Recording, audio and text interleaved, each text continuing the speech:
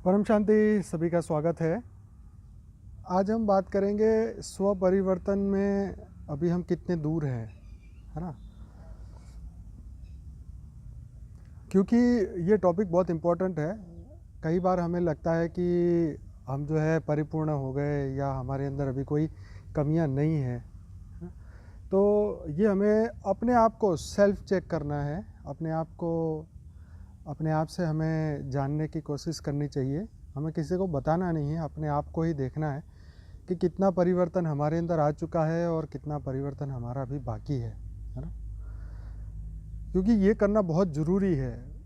आज हम स्व परिवर्तन के बारे में बात करते हुए अपने आप को ये जाने कि हम जब दूसरों से बात करते हैं, हम जब किसी के कांटेक्ट में आते हैं तो हमारा स्वभाव, हमारा बिहेवियर कैसा होता है ना। जैसे आपने कई बार अच्छे कोट सुने होंगे कि भाई एजुकेशन के कारण अच्छी नौकरी मिल जाती है, लेकिन बुरा बिहेवियर होने के कारण वो नौकरी चली भी जाती है। तो ऐसा ही कुछ स्व परिवर्तन की हमारे इस श्रेणी में है कि जब हम किसी से बुरा व्यवहार करते हैं, बुरा सोचते हैं किसी के बारे में, तो हमारी अंदरूनी जो एनर्जी है वो ख़त्म होती जाती है, हमारी अच्छाइयाँ ख़त्म होती जाती है ना। तो ये जानना बहुत ज़रूरी है कि हम कहाँ तक पहुँचे, हमारे अंदर दया, प्रेम, करुणा भाव कहाँ तक पहुँचा है, हम कर्मातीत अवस्था तक पहुँचे या नहीं पहुँचे, वो हमें स्वयं को चेक करना चाहिए। मैंने बहुत सारे अच्छे लोगों की स्टोरी जानी, अच्छे लोगों का पूरा जीवन पढ़ा, कई लोगों का पूरा जीवन ख़त्म होते होते उनके बारे में जब पता चला, तब हमें पता चला कि उनके जीवन में सीखने जैसा कुछ ऐसा था ही नहीं, या सीखने जैसी कुछ दो चार गिन के बातें पता चली, है ना। मैंने एक बुक पढ़ी थी, उस बुक को जब मैंने पढ़ा तब मुझे एक व्यक्ति का जो है पूरा चरित्र जब सामने आया तब पता चला कि उनका जीवन कितना बदल गया। उनके जीवन में प्रेम, करुणा और उनका हृदय परिवर्तन हो गया, है ना। सबसे बड़ा चैलेंज है मनुष्य का कि उसका हृदय परिवर्तन हो। अब हृदय परिवर्तन क्यों हो, है? हृदय परिवर्तन तब होता है जब जीवन में बहुत सारे बड़े झटके मिल जाए, आपका बहुत बुरा हो जाए, आप जिससे ज़्यादा प्यार करते हैं वो चला जाए। तो ऐसी बहुत सारी घटना होती है जीवन में जब मनुष्य सोचने पे मजबूर हो जाता है कि ऐसा क्यों, वाई, मैंने ऐसा क्या किया कि मेरे साथ ऐसा हुआ। तो स्व परिवर्तन हमें इसलिए करना चाहिए कि हम अपनी आत्मा की ओरिजिनल स्टेट में पहुंच जाए। क्योंकि कई बार भक्ति योग करते करते, प्रेम योग करते करते, भगवान से प्रेम करते करते वो अवस्था में पहुंचते पहुंचते हमारी आयु बीत जाती है और फिर भी हम शायद वो प्रेम, करुणा, कंपैशन हमारे अंदर नहीं पैदा हो सकता। उसका नहीं होने का भी बहुत सारे कारण हैं, हम कारण पे डिस्कस नहीं करेंगे। कारण सबको पता है कि वो अपनी ज़िंदगी में क्या कर रहे हैं। हम फोकस करेंगे कि हमने स्वचिंतन, है ना, मनोमंथन करेंगे, आत्मचिंतन करेंगे कि मेरा कितना परिवर्तन हुआ, मेरा कितना प्रेम मेरे अंदर से, मैंने अपने अंदर से वो आत्मा की कितनी क्वालिटी बाहर निकाली, है ना। क्योंकि हमारी आत्मा में तो इनफाइनाइट प्रेम है, इनफाइनाइट शक्तियाँ हैं, इनफाइनाइट बहुत कुछ है, लेकिन हमने अपने अंदर से अभी तक अपने संस्कारों को ही बाहर निकाला है, बस, इससे ज़्यादा कुछ नहीं।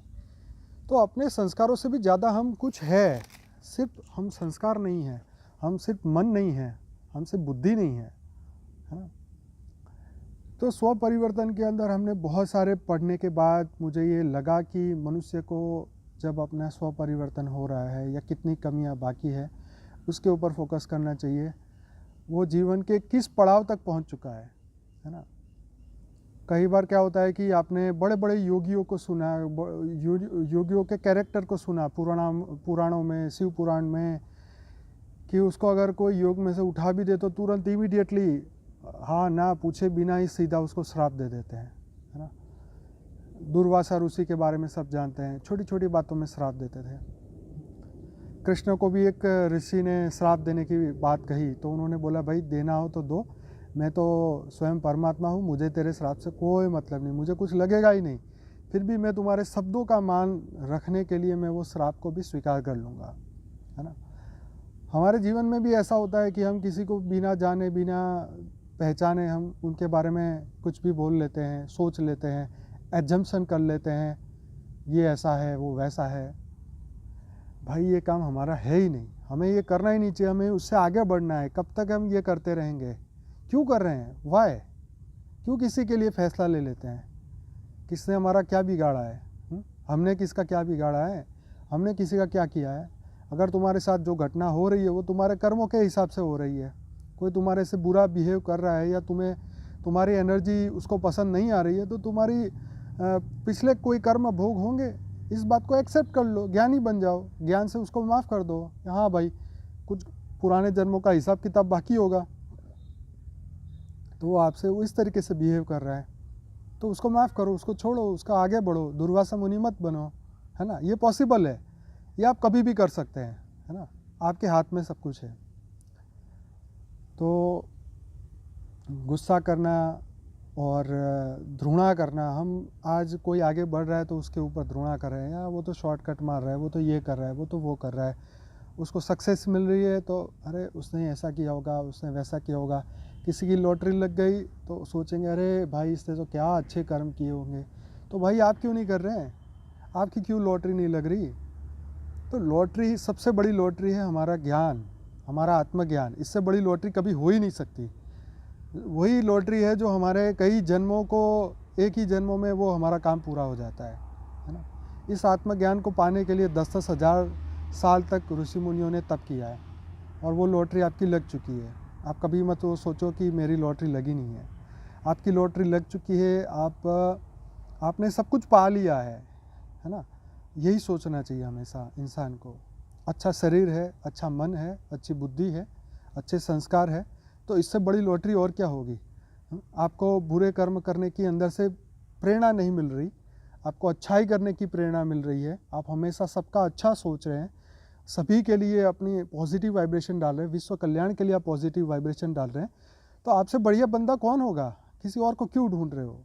हाँ, तो स्व परिवर्तन का बैरोमीटर ही यही है कि हमारे अंदर से हमेशा हर पल अच्छाई हो, हम दिल से सबको प्रेम करें, है ना। हमारे अंदर कोई भी जात की कोई भी वासना ना हो, ना अच्छा खाने की, ना पीने की, ना घूमने की, ना हर चीज़ की जो भी आप कामनाएं करते हो वो सब कामनाएं आपकी छूट जाएं, या आप उसको छोड़ने के लिए पुरुषार्थ करें।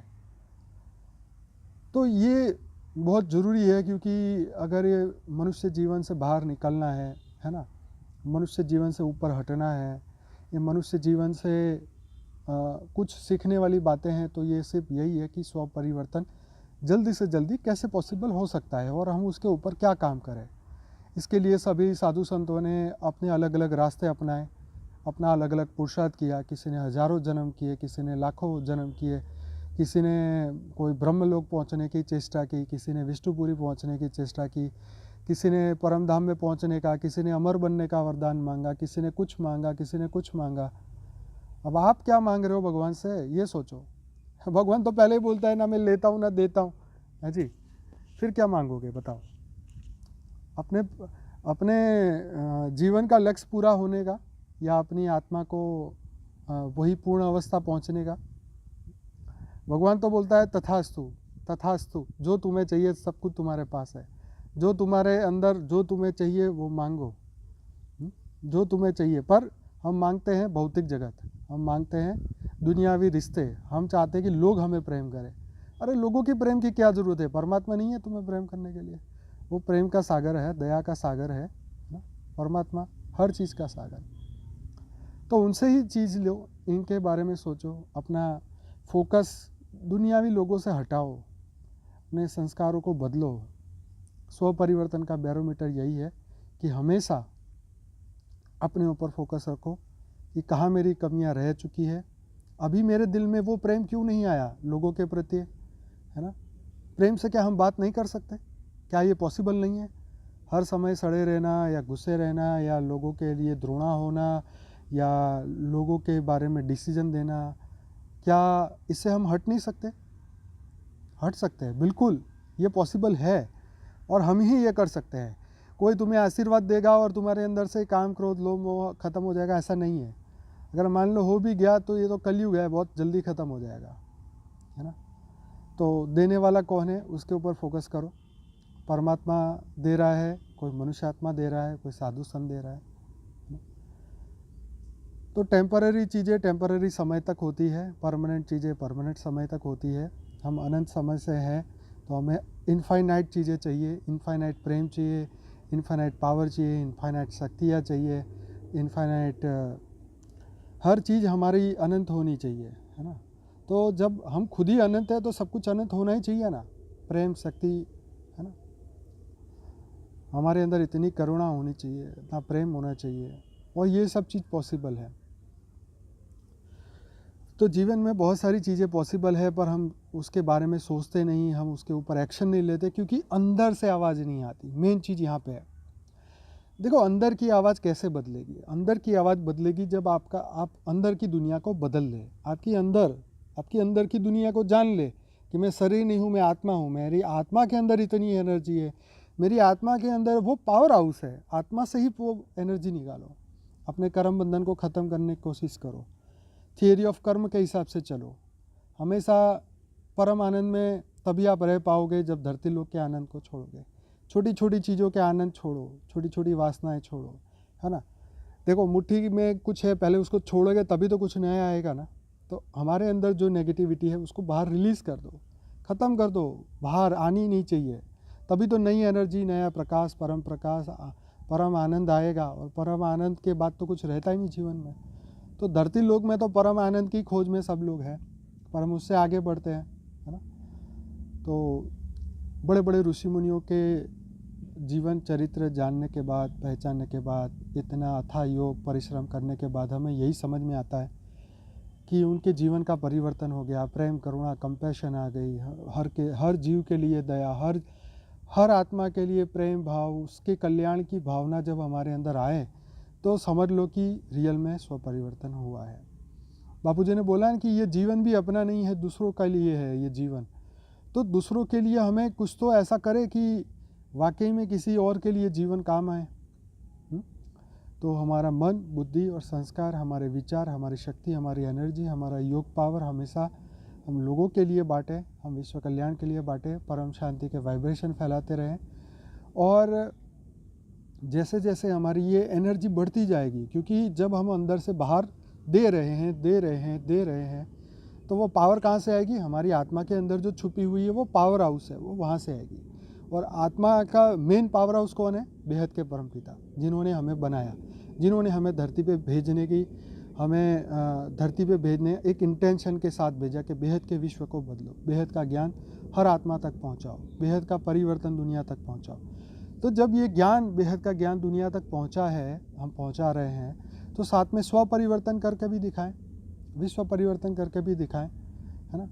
तो ये बहुत छोटे लेवल से पॉसिबल है। जैसे आज से आपने तय कर दिया कि आज मैं अपने जीवन में कुछ बदलाव लाऊंगा, तो उस बदलाव को छोड़ना नहीं, भूलना नहीं, खोना नहीं, अच्छाई करनी है ना।